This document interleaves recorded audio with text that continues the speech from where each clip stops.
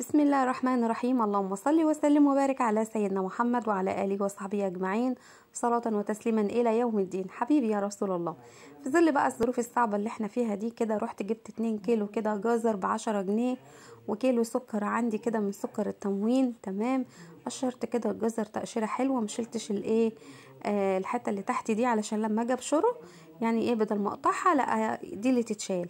ومعايا كيلو سكر كده ابيض ونضيف وحلو، قلبته عليه. طبعا سبته كده لغايه ما سرد الميه بتاعته، بعد كده حطيته على النار وعصرت ليمونه بعد ما غلي غلوتين، وقمت مقلباه كده برضو اخدت غلوتين حلوين كده يعني بتهدي النار خالص، وبعد كده حبيتين من القرنفل. يا ريت اللي يشوف الفيديو يعمل لي لايك.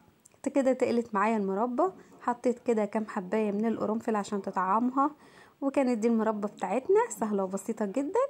يا ريت اللي يشوف الفيديو يعمل لنا لايك. سلام عليكم.